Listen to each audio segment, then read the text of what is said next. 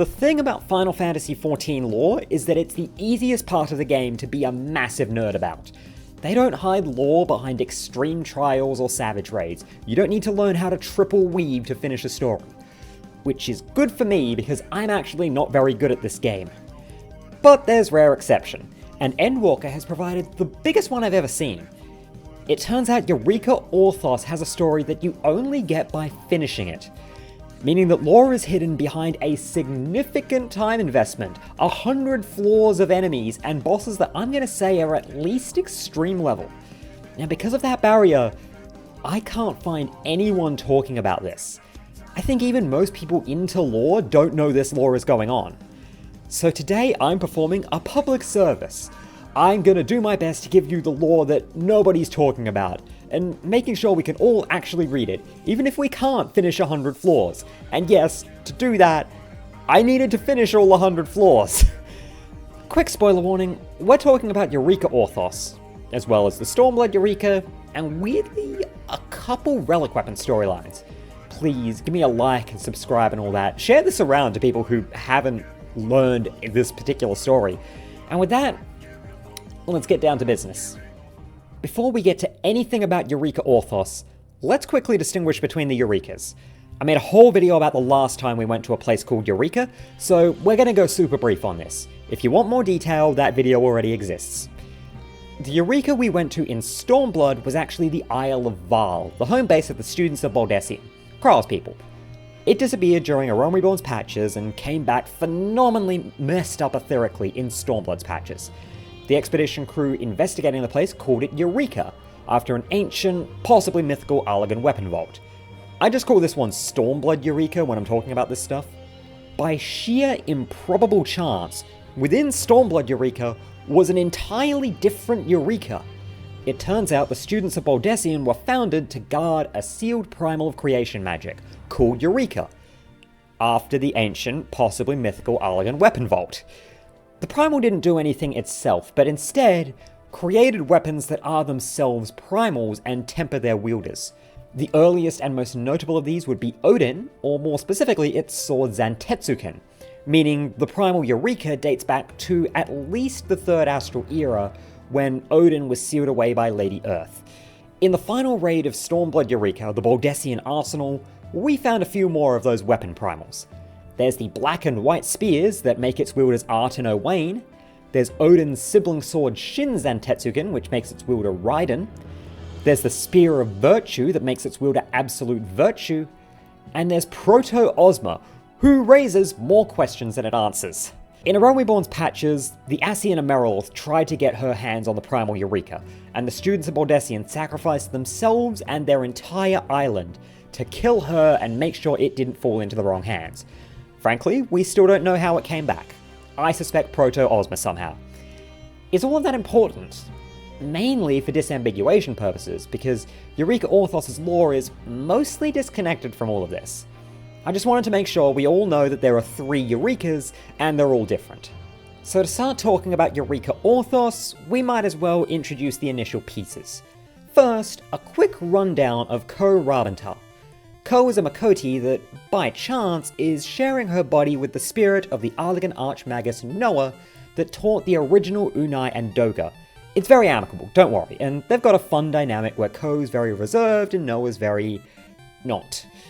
For what it's worth, I'm going to be referring to them as Noah for the rest of this, because Noah's the one we deal with for most of it, and using she-her pronouns because that seems to be the direction the game goes.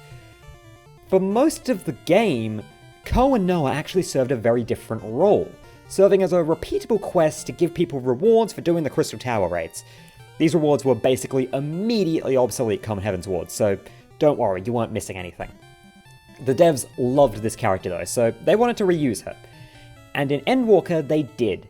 As it turns out, the Sons of Saint Koinarch have found that ancient, now confirmably non-mythical Allagan weapon vault.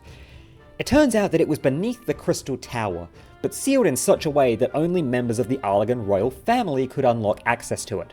Thankfully, we're friends with a catboy who has a confirmed history of claiming Allagan royal lineage, which means we get to crack in.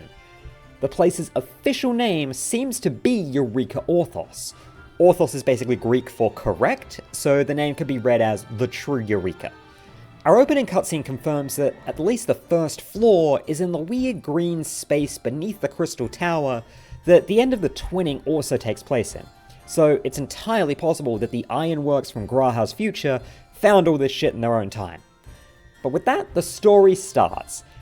And with most deep dungeons, it's also pretty close to where it ends, because it tends to be that only 1 or 2 bosses actually have story importance. But that's not true for this one, because it turns out that every single boss in this deep dungeon has a dedicated lore dump that you can ask Noah for after killing it. In fact, it seems like there's something resembling actual tiering and categorization, because the bosses are grouped as we go down. To my knowledge, these lore dumps haven't been copied down anywhere, so rather than just summarizing them, I'm going to put them up on screen in full as I talk about them. I'm also going to be putting them up on my co-host, on Gamer Escape, and honestly, anywhere you all might like to put this. I'm very happy to share this lore around. The early floors seem to be for relatively low security weapons development, possibly for stuff that was too experimental to get higher clearance, because we start with the Gunkanar and its Pachypodiums, which is actually a landmine system. Designed to look like plants to blend in, rather than just explode, which would honestly probably have been more useful, the Pachypodiums are actually little robots that attack passerby. Individually, they were very useless, possibly because of the nature of their sensor systems requiring a lot of precision, but with an actual commander unit, the Gunkanar, they were actually pretty effective. However, the Gunkanar and the Pachypodiums never reached actual production before the Empire fell, which might also be why they aren't especially convincing plants, they just hadn't reached the stage where they painted them. The 20th floor boss is a cloning system. As we know, the Arlegans were pretty good at cloning, so it makes sense if this was relatively low security. They already knew all of this stuff. Specifically, this cloning system was intended for cloning dragons, which were a pretty appealing form of power to Allag after their protracted fight for Mericidia. Specifically, the system uses both cloning tech and control mechanisms for biological organisms, resulting in generally pretty controllable dragon soldiers. Apparently, this cloning system was developed and perfected by a woman who lost her husband to the war against the dragons. Her mantra was a claw for a claw, a fang for a fang. I almost want to say that she might be the woman who would go on to be revered by the Ixal as Garuda, because we know she was an Arlegan general, and that sounds like a very Garuda line, but there's no actual proof beyond just vibes. After this, we clearly get into more involved dragon cloning research, with the floor 30 boss, the Tiamat clone, and the floor 40 boss, the Twintania clone. According to Noah, Tiamat was utterly terrifying to Allag, with her being the dragon that claimed the most Arlegan lives across the Mericidian War. Granted, Noah counts the primal Bahamut's kills for Tiamat's count, which does feel like cheating. Cloning Tiamat was a really enticing but very dangerous process because of her raw ferocity, and we see it using her most iconic technique, in fact, one we never see her personally use, that she could breathe such concentrated dark ether that it formed animated etheric figures, similar to sprites. Now, whether Tiamat's clone had that ability because they wanted it, or because the Arlegans had no idea how to remove it, that we aren't sure. Twintania, one of Bahamut's children, was similarly feared, although to a much lesser degree, and cloning of her was reliable enough that Allag could make what Noah described as countless clones, of which we fought only one in Eureka Orthos. To me, that raises the question if the Twintania in the Binding Coils was also a clone, and honestly, I can't find any evidence that she definitely wasn't. Moving on from the dragons, the next 2 bosses make it very clear that the next section is the Chimerical Laboratory, where new chimeras were engineered. Chimeras have long been known as a big part of Arlegan society. They absolutely loved playing God and making abominations against nature. There's actually 4 known generations of chimera, distinguished by the advancements in both ability to make them and intentions on how to use them. The Encyclopedia Eorzea's got a whole breakdown on what types of chimeras came about when, but Eureka Orthos forces the spotlight onto 2 particular types. Floor 50 brings us the servo-mechanical chimera, which is I think a cyborg, but I'm not sure, it might be a full robot, based on the specific creature that we call a chimera, which is from the 3rd generation, and seems to have that name because it's seen as the absolute perfect embodiment of what the Allagans were going for. Similarly, Floor 60's servo-mechanical Minotaur is a cyborg version of a Minotaur, which was a particularly successful 2nd generation chimeric design. Apparently, the 2nd generation was chiefly defined by the introduction of reproductive systems, and the Minotaurs were the first chimeras that could make more of themselves. Both of the servo-mechanicals took the original biological form of these monsters and combined it with the best of Allagan technology, and Noah actually isn't a huge fan of them, because she feels like introducing the technology removes the artfulness of the thing. Because that is how seriously Allag takes its crimes against nature. There were arguments that it was art and that you could ruin the art. Moving on from that, we have something that suggests sort of an anti-primal research section. The Floor 70 boss is Eterna, who actually isn't a creation of Eureka Orthos' labs. Instead, it's a beast that Xande captured in some entirely unmentioned land, that they've presumably been augmenting ever since. In particular, Eterna was of value because it had an ability to consume ether from its foes and reallocate it either for its own attacks or to empower allies. This was an especially strong asset when dealing with primals. The Eterna's job seemed to be to drain the etheric resources of a would-be primal summoning to the point where one can never be summoned in the first place. Judging by Bahamut and the Warring Triad, that strategy wasn't exactly sustainable, but hey, points for trying. Floor 80's Proto-Kalia suggests that this far deep is very top-secret weapons design, because even Noah's caught by surprise by it. Even Noah doesn't know what's going on this far deep. The Kalia, a dragon-like machine basically trying to imitate the strengths of a chimera, was actually already done and already deployed back during the Mericidian invasion. We fought one in the Binding Coils. So there's not a clear reason why the prototype Kalia is in this deep, but it seems like it was being repurposed to make a divergent design, since the techniques it uses in the Orthos fight are, according to Noah, stuff no production model Kalia could have ever done. With Floor 90, we hit the Administrator, which isn't actually an experiment or weapon, but rather the actual, well, administrator of Eureka Orthos' defensive systems. It's in this deep not because they're doing top secret projects on it, but because it's the thing controlling all of their automated defenses. I don't care if the people who design it say that it can fight armies. You do not want that thing on the front lines. You aren't risking the chance someone will get really lucky fighting it. In the other deep dungeons, the last 10 floor stretch has no bosses at all, and it's basically a victory lap. Or possibly a way to feel like the biggest idiot on the planet if you actually do die there. But this is another place where Eureka Orthos is different, with its Floor 99 boss, who happens to be the whole reason I did all of this. Remember how I mentioned Eureka Orthos' lore is mostly disconnected from the other Eurekas? Yeah, there's a reason it was only mostly. This isn't just elaborated on in the lore dumps, but actually gets a whole cutscene after completing Floor 100, and I'm pulling from both here. As it happens, the primal Eureka wasn't entirely unrelated to its namesake, as it was actually housed, at least for a time, in Eureka Orthos. We can reason that it probably wasn't created there and was taken in one of their many conquests, since Raiden in the Baldessian arsenal seems to be against them. According to Noah, the true name of the primal Eureka is lost, because it was so high security that nobody was allowed to speak its name. And if Allag took the thing from someone else, they probably destroyed that someone else's records long ago.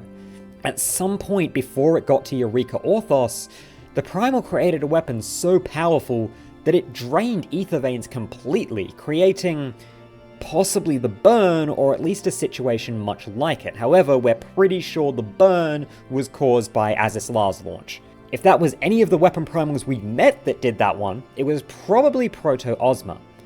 So, Allag kept this primal under the highest of high security, the deepest floors of Eureka Orthos. But when you're a world-dominating empire, you're not going to just lock up something like that and not use it. No. They used it to make what they call trigger weapons.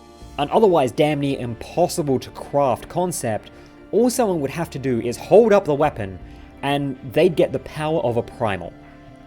Very interesting that Noah describes this in such a way, because we have heard that description before. That is the exact, near word-for-word description of how Save the Queen works as described in the Bosnia field notes. And I've got to say, I absolutely called this one. I've been saying Save the Queen and Zantetsuken are conspicuously alike ever since the Shadowbringers patches. I've mentioned it a couple of times on this channel, in fact. However, in the days before the Fourth Calamity, when Amon hadn't yet dunked the entire capital into the earth trying to launch a moon, it turns out that capital was actually facing some pretty significant resistance uprisings.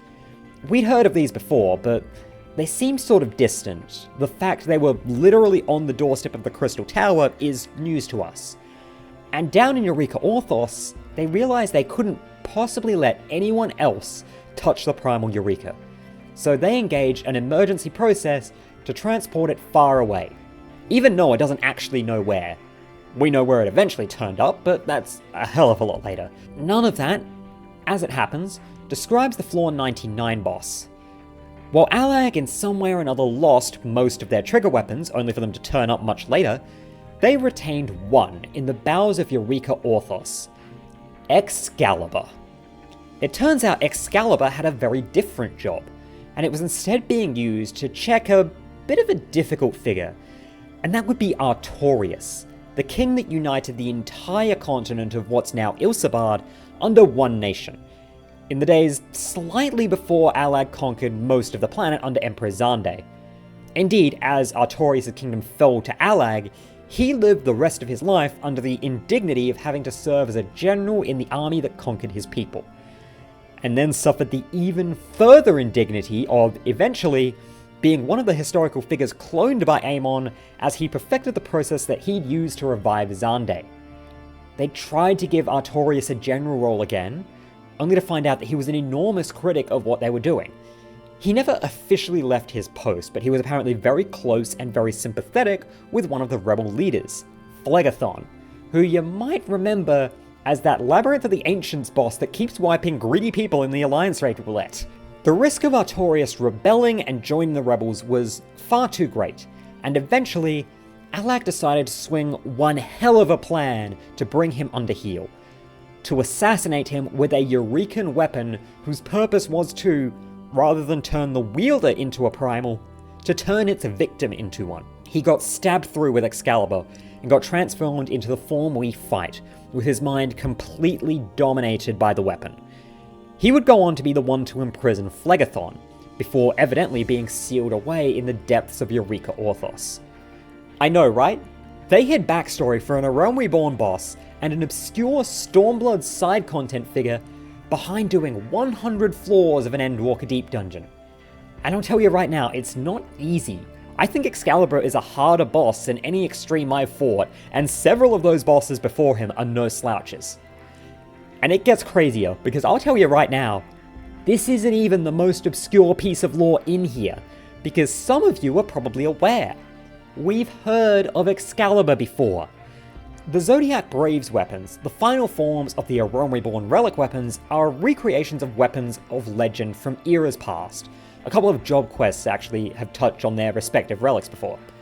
And sure enough, Paladin's Zodiac Brave weapon is Excalibur, with the story we're told being that it was the weapon of a king who united Ilsabard in ages past. Yes, I did go and do the entire relic weapon storyline after Eureka Orthos just to see if there was extra lore to be had here. That's the sort of girl I am. And it turns out I was right too, because if you've cleared Eureka Orthos and have also cleared A Realm Reborn's relic storyline specifically as a paladin, Noah brings up that legend.